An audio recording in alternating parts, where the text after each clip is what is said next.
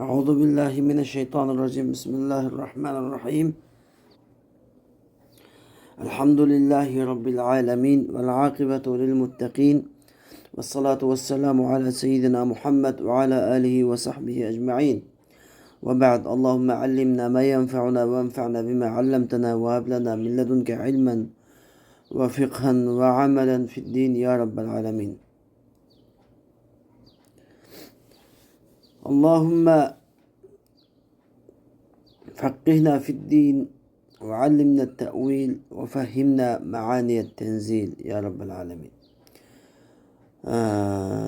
Endi biz bugun kelgan darsimiz bo'lsa, Al-Allama al-Muhaqqiq al-Imam al-Mufassir Jaloliddin as-Suyuti rahimahulloh yozgan Tafsir al-Jalalayn nomli tafsir kitobining Alloh azza va jallaning Sura Baqaraning 115-oyatidagi "Valillahil mashriqu val mag'rib" degan oyatga kelib to'xtagan edik. Biz bugun shu oyatdan boshlaymiz. Alloh azza va jalla bu oyat kalimada deydiki: "A'udhu billahi minash shaytonir rojim. Valillahil mashriqu val mag'rib. فأينما تولوا فثم وجه الله إن الله واسع عليم." Meşrik ve Mağrib Allah'ın mülküdür. فأينما تولوا فثم وجه الله. Sile qayergila bo'lmasin yüz keltirsanlar, şu yerda Allah'ın razı bo'lgan qibla tarafi şu yerdadir.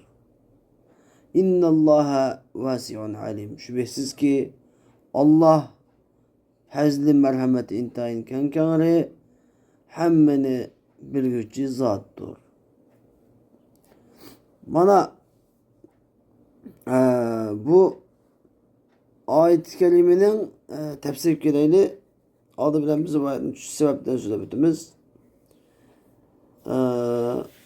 Musannif adı bilen kısaca sebebini deydi. Ya da yani bu ayet ve nezele lemma ta'anel yehudu fi neshil kıble. Bu ayet Yahudiler kıblenin mensup boğanlık hakkında tani kılgan vaxtıda düşken ayet deydi. Endi bu qibladagi mansub bo'lganlikqa haqida tushgan oyat degan gap nima degan gap desa, Payg'ambar sallallohu alayhi vasallam Makkatul Mukarramada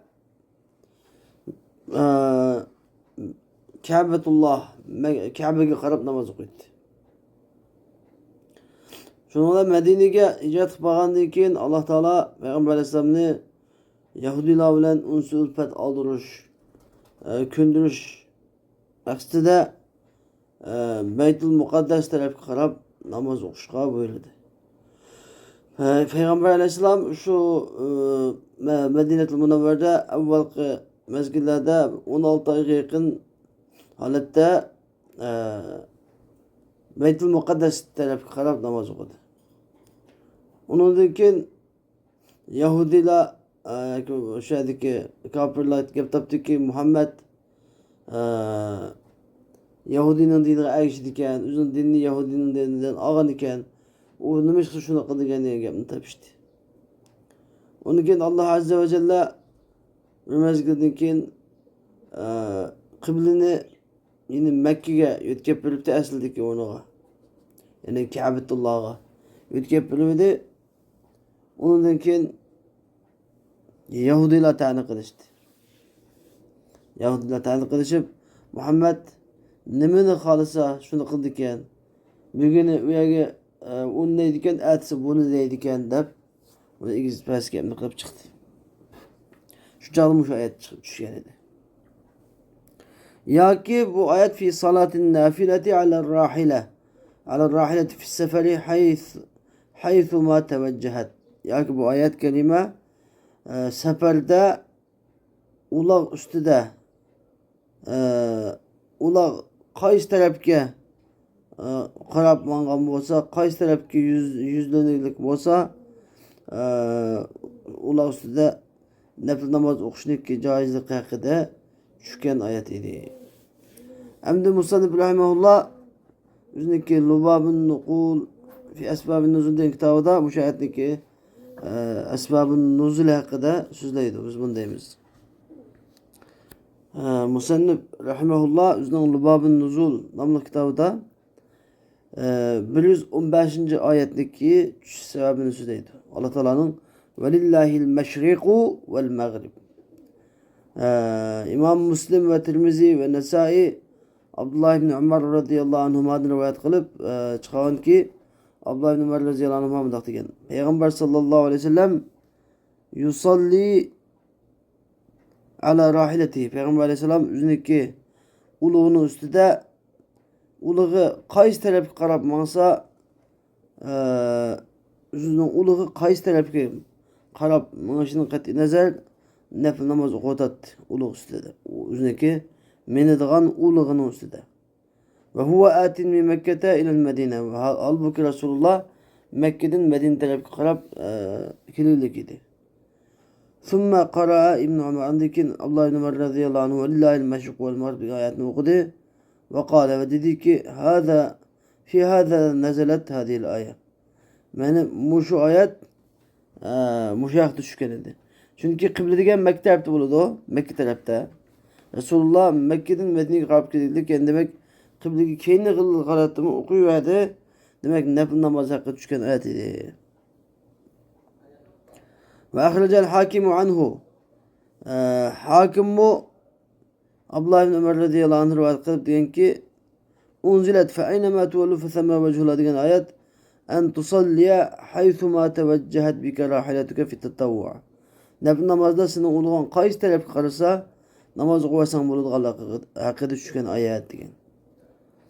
Va qala sahihun hakim deganki bu hadis va qala sahihun ala sharti Muslim. Bu hadis İmam Müslimning shartiga tushadigan darajada sahihdir. Hada asahhu ma varada fil ayati. Bu oyat haqida varit bo'lgan hadislarniki sanad eng sahih bo'lgan, sog'lom bo'lgan sanad mushudir. Va qad atamadahu jamaa. Bunga bir to'p jamoat e'timod qildi. Lakinnahu laysa fihi tasrihun bi zikri sabab. Biroq buningda sababni uchuq oshkortilib qilish yo'q. Balki qol unzilat fi kaza. Mujunda haqida tushirilgan dedi. وقد تقدم ما فيه وقد ورد التسريح بسبب نزولها. İlgili uçuk bayan kılındı. Şu ayetine yani namaz hakkında düşkenlik hakkında uçuk bayan kılınan bayanat uçuk bayan kılındı. فأخرج ابن جرير وابن أبي حاتم Ali ibn Abi Talha'nın yolundan İbn Abbas radıyallahu anh rivayet kılıp çıkargan idi.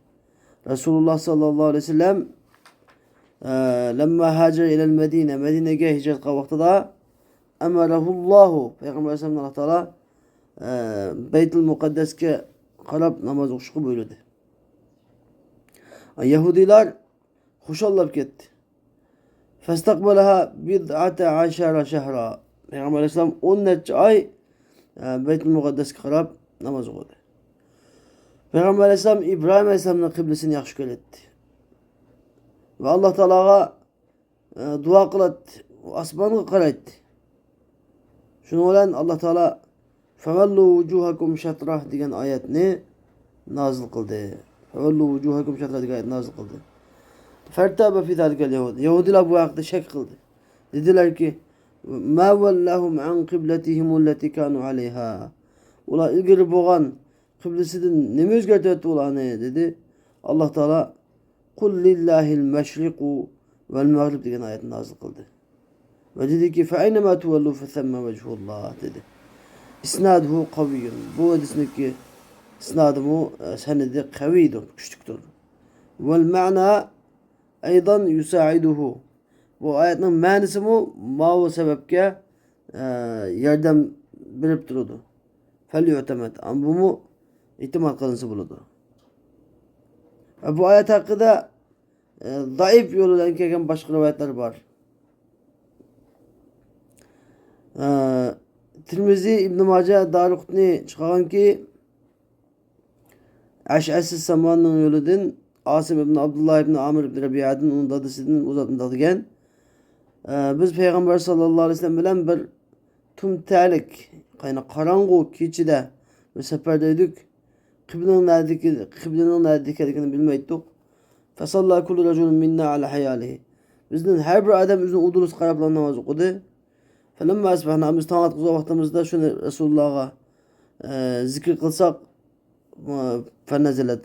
Fe aynema tuvalu fe themme vecihullah diye ayet nazil oldu. Dedi Tirmizi bu hadis gariptir dedi. Garip degan gap hadisin içindeki bunda. Fakat bir sahabedan rivayet kılgan hadisler mesela. Yoki çıkıp aşırı hadisin senede de fakat bir tallam adam ba kastı bir olsun. Bu hadis garip. Ve eş'ath yudaafu fil hadis. Eş'ath hadis sahasında aciz de qarladı. Onun hadisi daif de qarladı. Ve ahraca Daraqutni ve İbn Merdevi min tariqil Erzemi Ata'atin Cabir radıyallahu anh çıkan ki bu zatında degen Resulullah sallallahu aleyhi ve sellem bir küçük kuşun davetti. Ben şu kuşun içinde var edim. Ama bizge bir zulmettik bir kecha yattı yani biz zulmettik kechada kaldık. Kıblenin qayerda ekanligini bilmaymiz. Ama bizden bir guruhumuz dedi. Kad arafna biz kıbleni bildik. Kıble bu yerde deb şimal tarafga qaranglar dedi. Fesallu. Avula şimal tarafga qarab namoz o'qidi. Ve hatta hututan bir xatni sizib qo'ydi. Bizning ba'zimiz dedi ki kıble bu yerde deb janub tarafda deb fesallu ula namoz o'qidi ve kıble o'qan tabiga bir jig'ib qo'ydi. Felemma asbaha avula atigan tamat vaqtida tamatib kun chiqqan vaqtida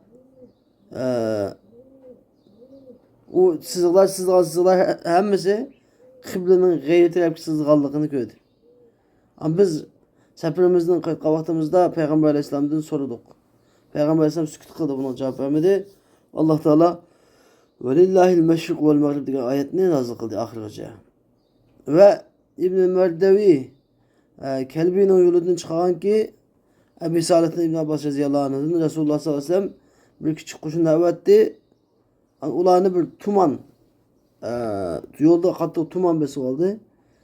Ula kıblenin neredeğini bilemeye kaldı. Ula namaz okudu. Andaki ulağa gün içilip tuman takkandıkin kıblenin gayriga qarab namaz okuduğu aşkarı oldu. Ula Resulullah sallallahu aleyhi ve sellem'e gelgende şu vakanı Resulullah sallallahu aleyhi ve sellem bilmedi. Buna ayet nazil oldu. Velillahil meşrik vel mağrib ayet nazil oldu. Ve İbn Cerir Katade'den rivayet kılan Peygamber Aleyhisselam rivayet kılan ki Peygamber Aleyhisselam degen inne ahallekum kad mat. Sizlerin bir kılındışına vefat taptı dedi. Yani bunun Necaşi ne demekçiydi. Fesallu aleyh. Onun namazını okunlar dedi. Kalu dedi uladındak dedi. Nusalli ala raculin leyse bin muslimin. Müslüman bulmayan bir adam yukarı namazını okamdık dedi.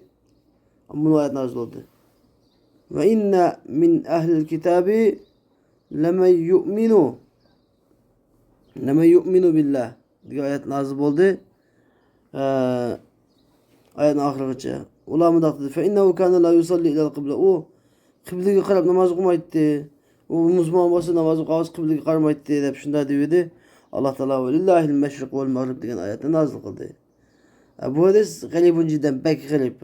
Normal garip emas. Qattiq garip. Ve huve murselun tıkı. Bu hadisin üstü mursel. Mursel degen bunu tabi'i sahabinin rivayet kılmayla Peygamber Aleyhisselam'ı ulap kılgan hadis. Ev mu'dal. Mu'dal.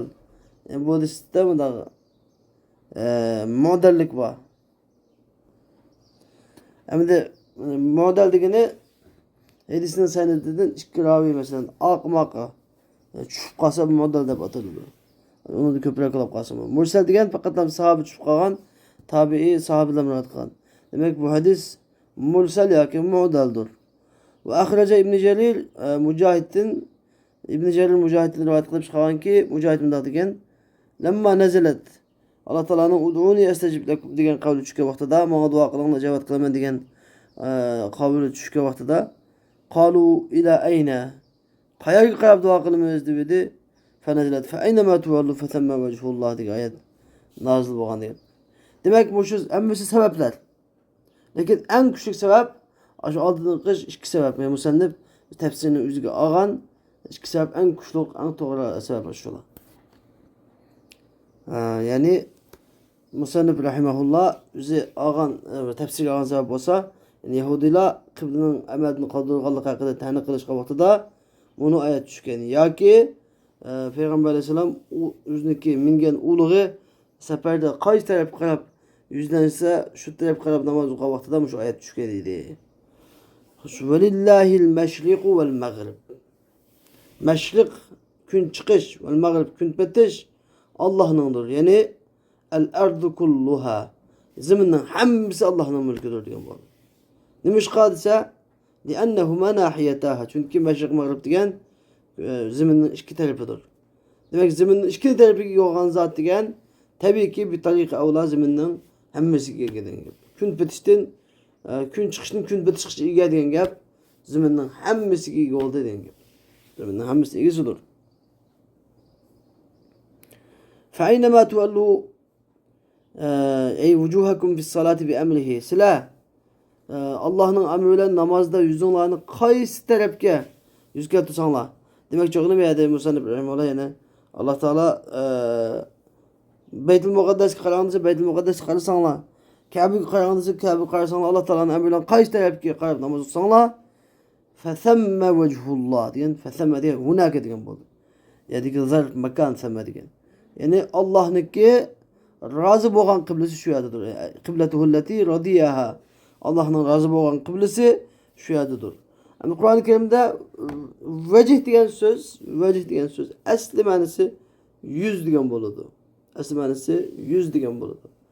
Endi yüz degan söz agar falanning yüz xotirini qildim, falanniki deb yüz degan gap qolsa arab tilidan normalda yüz işletilmeydi. Yani nima işletildi? Adamniki yüzü işletildi zaten. Çünkü nima için deseniz yüz degan badanning ichidagi buni burunqi darsida bergandik. Eng ulug' yer bo'lganlik uchun yüz badanning ichidagi eng ulug' yer bo'lganlik uchun eng ulug' yerni tilg'ilishdan butun badanni ko'zda nimaga ilingan bo'ladi. E'tiborga ilingan bo'ladi. Bu pochini so'zlab butun iroda qilish degan bobdan. Endi meyada desa yüzniki yana bir ma'nosi rozilik degan ma'nosi bor. Livajillah. Mana Allohniki livajillah ma'no bergan bo'lsangiz, desa livajillah. Masalan, Al-Qur'on Karimda bayatda va ma li ahadin indahu min ni'matin tuzza illa ibtigha'a wajhi rabbihil a'la degan. Vajh. Ma vajhniki ma'nosi rozilik degan ma'nosi bor. Rozilik. Allohning roziligi degan. Yani nima ish qilsa, bu nima aloqasi bor desa, chunki vajh degan nimadan murod? Bir odamga qarashidan murod. Bir odamga qarash degan nimani ko'rsatadi? Nima qarash degan endi buni rozilikni. Bir odamga rozi bo'lsa qaraydi. Ammo rozi bo'lmasa qaramay ta'til o'lib qarab turib oladi. Shuning uchun shu aloqasi bor. Lug'atda kitoblar hammasida vajh degandagi rozilik degan ma'nosini borligi. Endi Musannif rahimahulloh vajh deganning yana bir ma'nosi talab degan ma'nosi bor. Jaha. Min hadal vajh tavajjaha ila hadal vajh desa bu taraf qalab yuzlandi degan bo'ldi. Vajhning talab degan ma'nosi bor. Shu Musannif rahimahulloh yerda ya'ni qibla demak o'g'li talab degan. Qibla degan bir tarafda, qibla degan bir taraf. Rozilik va talab degan ikki ma'nosini, vajhning ikki ma'nosini birlashtirib man etdim yani. Qibletuhullati radiyaha. Yani sizlar qaysi tarafga qarab namoz o'qisanglar, Alloh taolo buyurgan tarafga namoz o'qisanglar, yani Alloh taolo rozi bo'lgan qibla shu tarafda. Alloh taolo rozi bo'lgan qibletuhullati radiyaha degan Alloh taoloniki rozi bo'lgan qiblasi shu tarafdadir. Alloh buyurgan tarafdadir degan bo'ldi. Endi Allohning yuzi shu yerda deb ma'ni bizga. Allohning yuzi shu yerda deb ma'ni. O'ziga Allohning yüzü şu yerde demeyiz. Biz Allah Teala'ga Allah'ın aldığımda, kendimde, aklımda, elbette makan itikas kılınmaydı. Allah Teala makandan münezzehtir. Allah Teala ekber, hemmedin çoğun, hemmedin azam, hemmedin ulu katta zattır. Allah Teala'nın makarla öz içine alanmaydı. Belki Allah Teala hem şeyini vasfı alayım. Allah Teala hem şeyini çıkaran. Allah Teala kattı zat. Makan zamanla Allah Teala'nın çıkı alanmaydı. Makan yok idi, zaman yok idi, Allah Teala var idi. Allah Teala makan zaman yaratıp olan mümkün mu? Yani şu haletide. İlgili haletin hiç kandak bir halet özgürgen emez. Kulle yevmin huve fi şe'n. Allah Teala her günü bir halette. Allah Teala'nın haleti bugün anda bir ayetinde olab özgürmeydi. Özgürlüğün haletdeki hemmesi hadislerin alameti. Yeniden peyda olan hadislerin alameti. Allah Teala'ga hiç kandak bir halet yeniden peyda bulmaydı. Çünkü Allah Teala'nın haleti hemmesi kadimi. Ezelden tatıp mengüdün ebed şundak Allah Teala. Allah Teala mengü hayat. Allah Teala mengü hiç kandak özgür işkenmeydi. Hiç kesallaf kalmaydı, uhlap kalmaydı, herip kalmaydı, çarçap kalmaydı. Bendelerinin ahvalının bir haber kalmaydı. Her gün bendeler rızık verip duruyordu, öldürüp duruyordu, hayatlık verip duruyordu. Demek Allah Teala'nın haleti devamlı bir kıl. Hiç kaçan Allah Teala'nın haleti her şekilde bırakılmaydı. Şimdi anlamı bunu biliş gerek.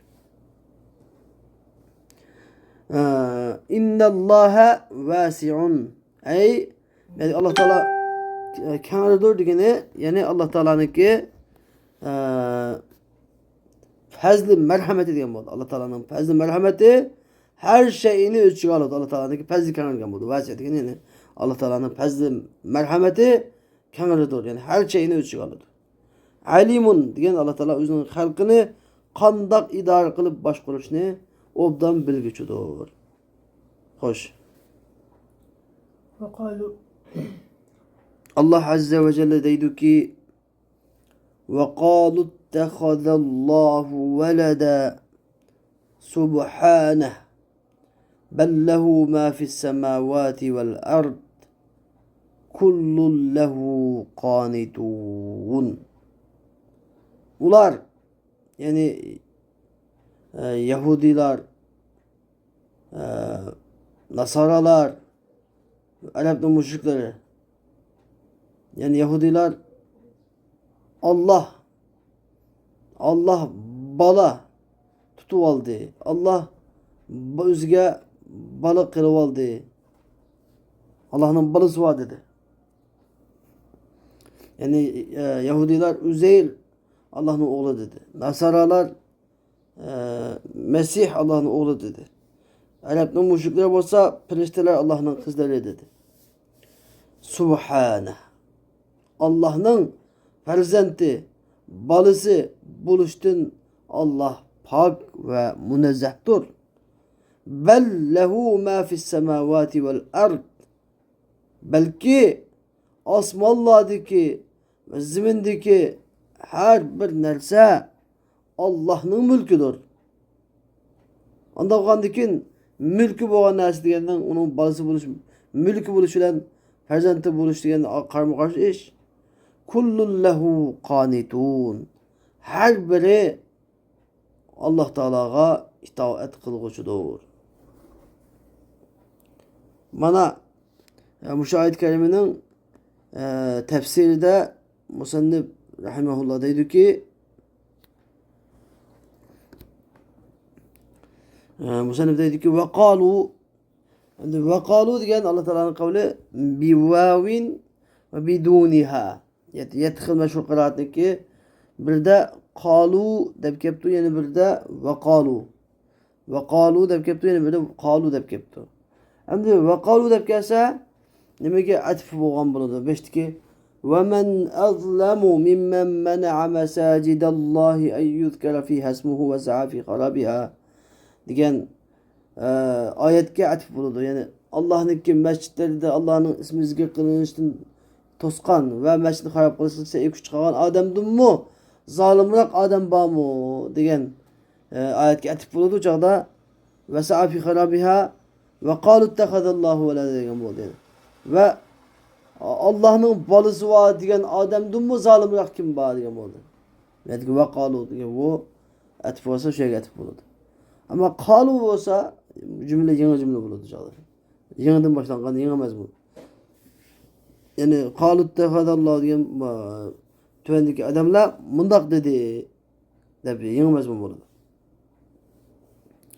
Ve kalu el Yahudu ve Nasara yani Yahud ve Nasaralar ve men za'ame enel melekete benatullah ve Filistin'e Allah'ın kızları da kuman kallah. Yani Yahud Nasaralar Yahudiler Uzeyr ibnullah dedi. Uzeyr Allah'ın oğlu dedi.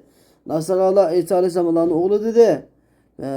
Arap'tın bu müşrikler olsa malaikeler Allah'ın kızları dedi. Yani müşrikler İttehazallahu veleda diyen Allah balı ittihaz kıldı diyen balı tutuvaldı. Balı bekıvaldı. Ya ki üzge balını yarattı üzge. Diyen Mevla'nın bildirdi. Belki bizimki Uygurca ama adı yapsak Allah'ın balısı var dedi. Allah'ın balısı var dedi. Allah'ın ki balısı var dedi. Allah subhanahu ve teala dedi ki subhanehu yani tenzihallahu anhu diyen bu subhanahu diyen yani Allah Teala'nın balısı buluştun Allah Teala'nın midir? Pak ve münezzehtir. Allah Teala'nın balısı bulaştın Allah Teala pak ve münezzehtir. Onun kendin bunun gayrı bir delilden bir üstüne yapıyor Allah Teala. Bel lehu ma fis semavati vel ard. Allah Teala belki asmanlardaki zemindeki dersinin hemmisi Allah'ınki. Yani mülk cihetten Allah Teala hemmisinin ilgisi Allah. Halık cihetten yani yaratış cihetten hemmisini yaratkanı Allah. Ve abiden yani ulanı kul kılıç cihetten hemmisinin hucayini Allah. Hemmisi kul. Ondan sonra vel mulkiye diyen bir yerdeki igidarlık diyen viladet diyen tuğuluşka karşı karşı gidiyor. Mesela nemede fıkıh hükmünde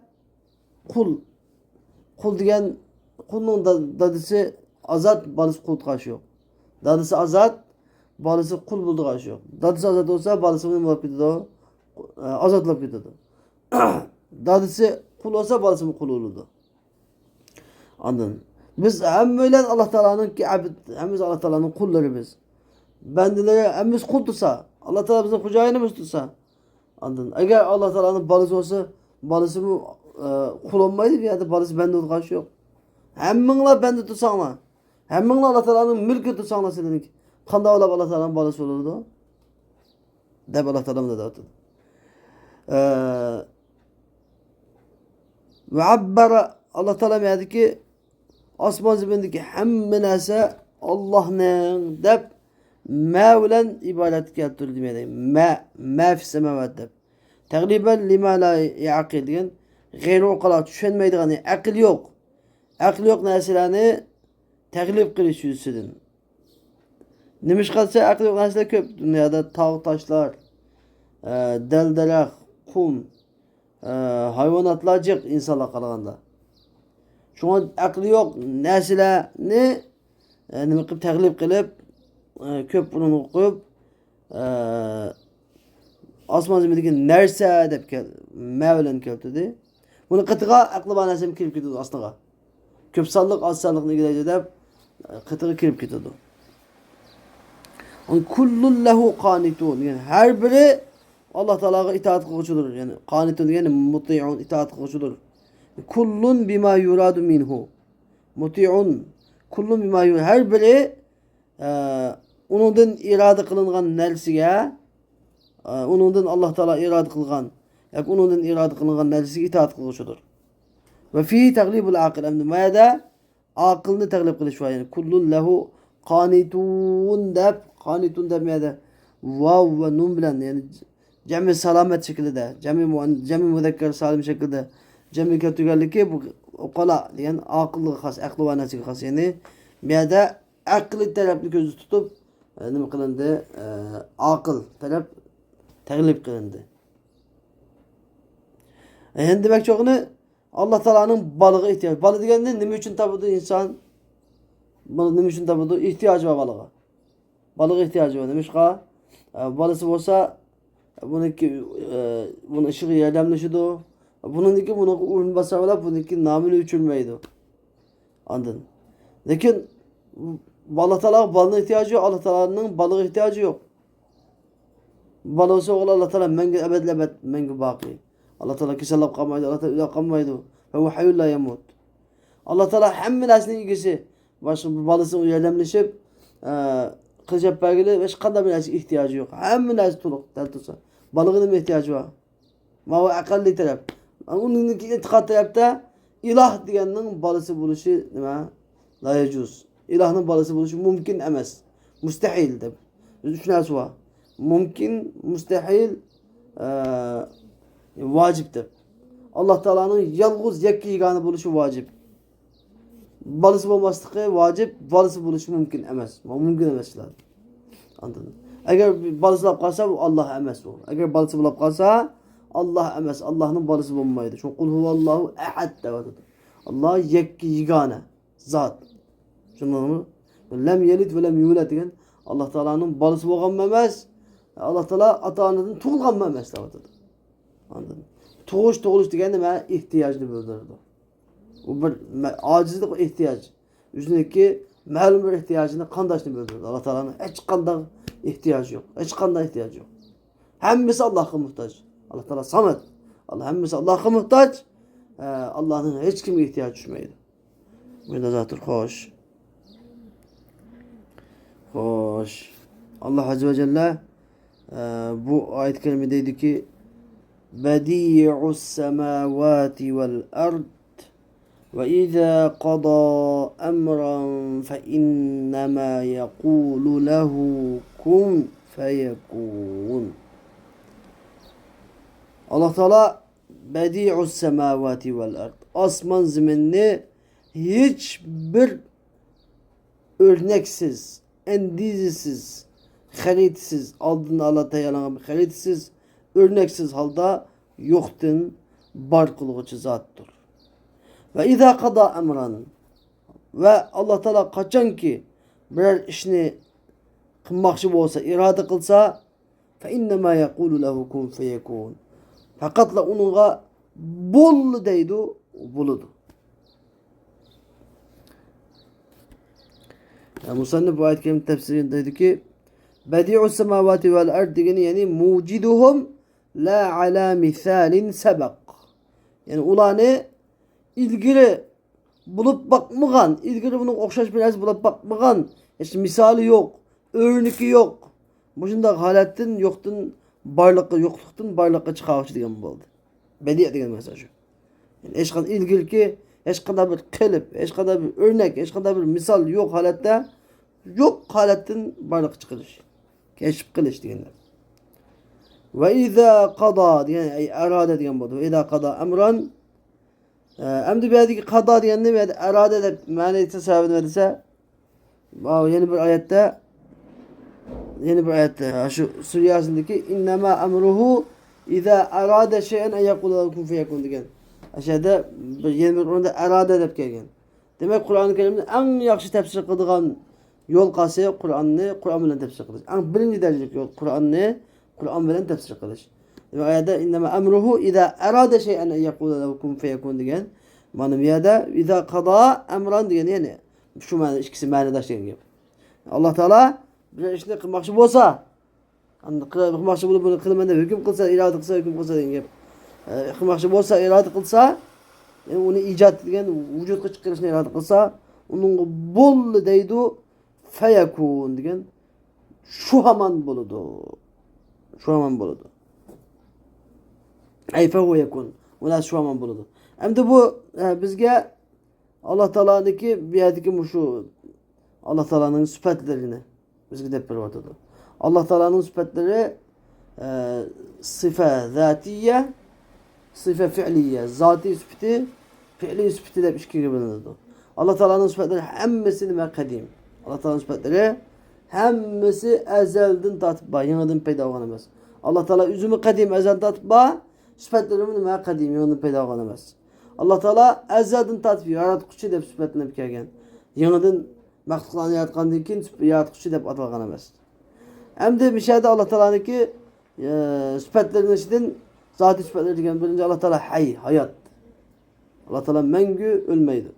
Bu zati sıfatının birincisi. Allah Teala alim. Allah Teala hemmini bilirdi. Allah Teala'nın ilmi ezeli. Allah Teala ilmi ezeliyesi bilen her şeyini bilirdi. Allah Teala hiç qanday bir ilim yığının peyda bulmaydı. Fakat Kur'an-ı Kerim'de bazı yerlerde Allah Teala bildi alime en seyekunu minkum merda deb. Yani alime degan ayet yani yığında bilgenlikini bilgende kösüp hayatı gelse bunun manisi yani onu ilmi zuhur deymiz. Yani Allah Teala özünün kadın tatip biladiganligini özündeki mahluklarga nima bendelerge aşkar qildi degan bo'ldi.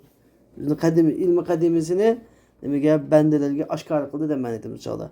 İlmi zuhur deb ataladi. Onundan keyin ilimdan keyin Allah Teala'nınki kudret degan sifati var. Kudret. Allah Teala her şeyge kadir. Her şeyge kadir degan sifat. Ondan keyin Allah Teala semi' anlıqçı. Allah Teala her şeyini anlıqçı. Allah Teala basir. Allah Teala her şeyini kögücü. Allah Teala murid, irade kılgıcı. Allah Teala'nın irade sıfatı var. Allah Teala her şeyini irade kılgan. Yani Allah Teala'nı başka bir mecburlap yaratkan emas. Allah Teala nemini kalırsa şunu yaratıdı. Nemini kılsa şunu kılıdı. Başkası Allah Teala'nı mecburlayamaydı. Allah Teala bir kıstılıp kalıp mecburlu kılıp kılgan emas. Öz ihtiyarı halde kılgan emas. Ondan keyin Allah Teala mütekellim. Allah Teala sözlü gücüdür. Allah Teala özge layık ravişte sözleydi. Allah Teala gap qilmay shu tugan emas.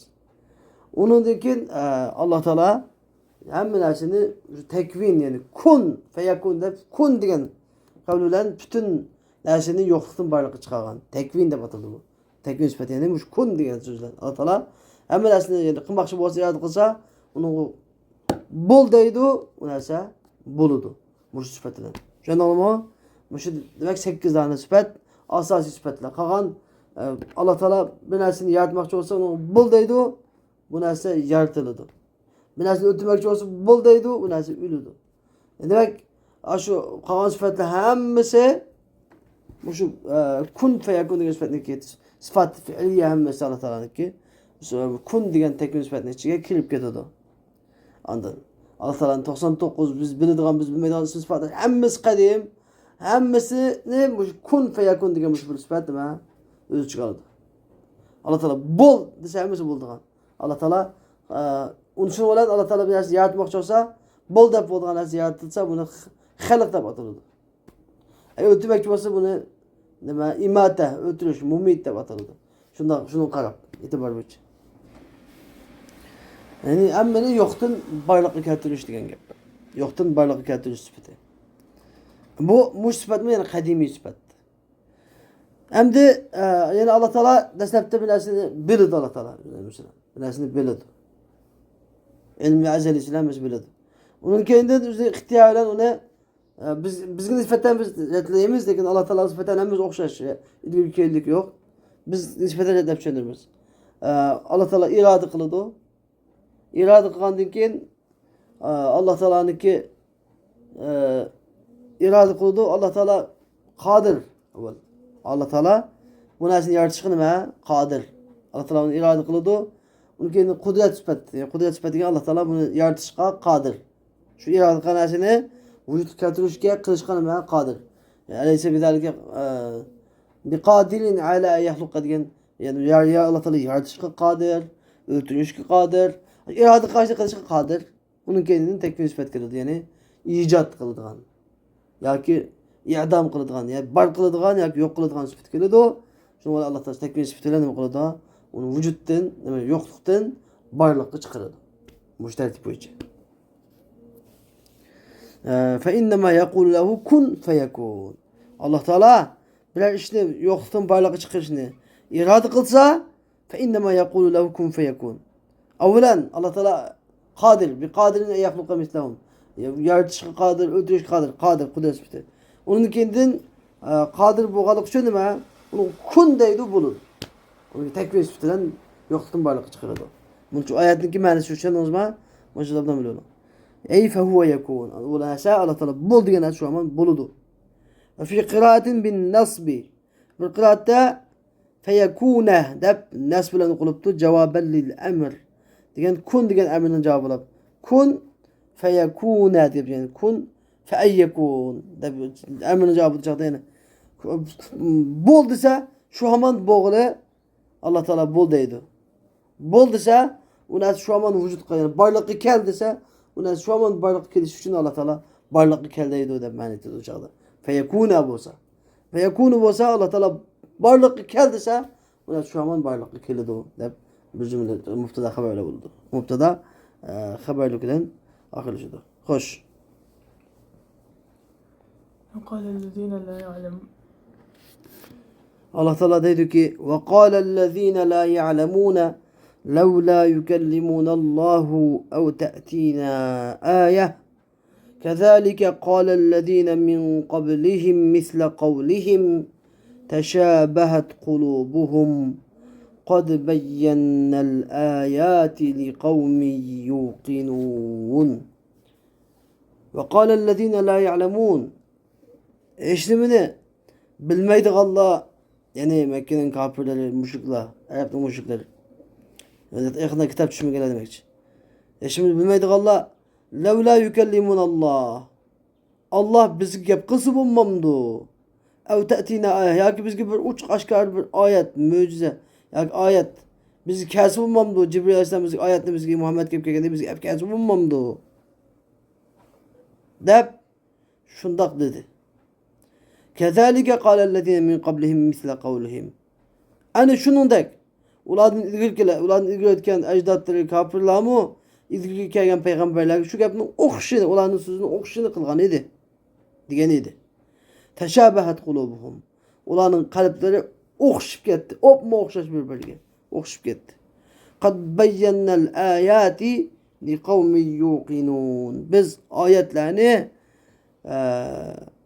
biladigan qavm uchun va jazmlashtiradigan, ishonadigan qavm uchun, chin ko'ngildan chin tutib ishonadigan qavm uchun bayon qilib bo'ldik. Bayon qildik. Jazman shuning uchun bayon qilamiz degan bo'ldi. Xo'sh, endi biz bu oyat karimadagi shu sababga qarab boqaylik. İmam Suyuti o'zidagi Lubabun Nuzul